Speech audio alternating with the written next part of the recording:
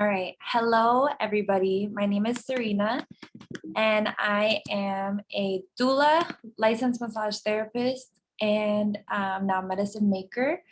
And I'm here to share about birth tinctures. And these are for anybody who's interested in having birth tinctures, a set of them, maybe for a birth keeper like a partera or a doula. And anybody who's expecting, who's going to give birth, who wants to give a gift to someone who's pregnant, these are amazing tinctures that everybody should know about. And let me go ahead and share my screen. And there's so many other herbs, everybody. It's not just these, but these are what I chose for my birth. And so I'm just sharing information. So this is coming from the Light and Love Empowered Birth class that I will do for friends and clients, just to introduce talking about birth with someone and trying to see if they need any more support.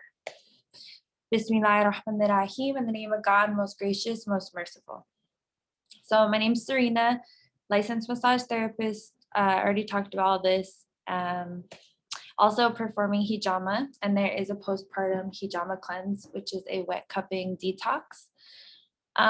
So yeah, I won't go through all this right now. If you're interested in the class, please let me know. Let me just skip through. So the herbs did come from at first being introduced through this book that I got from my doula, Steph, here in El Paso.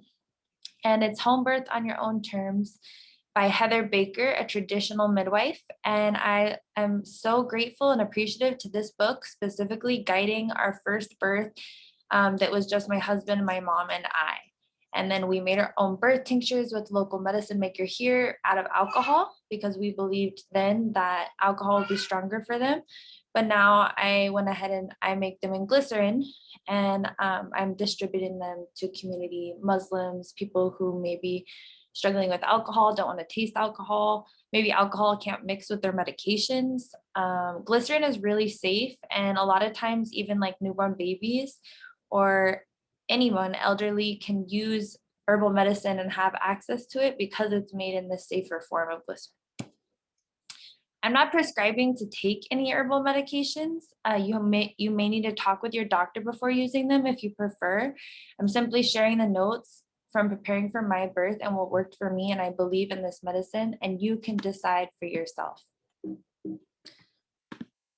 So getting into just the herbs part of this last trimester of pregnancy section, alfalfa can be taken anytime during pregnancy. It increases your vitamin K, which helps with preventing postpartum hemorrhage, preparing for your birth and your labor. And it helps with coagulating blood, especially if you're preparing for maybe a long labor. It helps lower blood pressure. It builds your immune system. It helps with morning sickness. It improves digestion and increases milk supply. We have more of this alfalfa that we're using to make a new lactation tincture to help increase milk supply. And then it is the most nutrient dense food that exists that we know of, basically. Alfalfa is just so good. So we even gave this to our newborn baby, and she likes to take it. It's gonna make everybody feeling really strong, and you could try to do things like replacing it with coffee or things that you're trying to get rid of or whatever. So black cohosh, this one I do recommend for people to start taking, like the midwife says, at 35 weeks for 3 times a day. And that's because it will help ripen your cervix quickly and soften the cervix, preparing the body and the womb for birth. And it does not cause contractions, so it's safe in prenatal.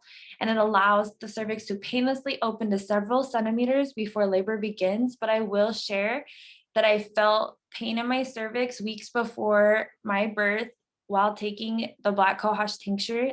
And I believe that even though I did feel some discomfort and pain in my cervix at that time before labor, I was very grateful that I felt like it helped during the labor to make it not as painful, and I was just more prepared. My body felt more prepared. And that's the only tincture actually that Out of these two, out of all the herbs we're going to talk about, the alfalfa and the black cohosh are the two that I would definitely recommend to every pregnant person to have, to use, to try, to see if they work for them. Okay, so anyways, the next ones are going to be more getting into specifics for things you might want to just have to not feel worried about something coming up like these, or just to make, just to have, just to be safe. Okay, so something natural you could try before other ways. So this one is called Bnb Herbal Remedy. It encourages contractions. It helps strengthen stalled labor and transition, even in the hardest part of labor transition, and dulls pain and anxiety. And so this one is black and blue cohosh root, blue vervain leaf, skullcap leaf, and lobelia. And I do know midwives who do not wish to have this specific blend. So we could always change the blends depending on what you want and customize them for your clinic, your whatever you like. And so here is Cranbark. It helps with painful contractions. It could be used, it's for postpartum. It could be used for the postpartum after pains. It relaxes uterus, and you can use after the placenta is born. And shepherd's purse, it stops postpartum hemorrhage with strong uterine contractions, and it's a common sidewalk weed if you've seen this one sticking on the sidewalk with little hearts. And cotton root bark, it strengthens stalled labor or shortens long labor, prevents postpartum hemorrhage. Yeah, and the difference between stalled labor and long labor is labor that stops and contractions are spaced out. Long labor is like a couple days of labor going on and on. And we actually, at the time when we took these pictures, we didn't have the glycerine. So these are all alcohol pictures. This one we had to order because we couldn't have access during COVID to getting the herbs before the birth. But yeah, Angelica.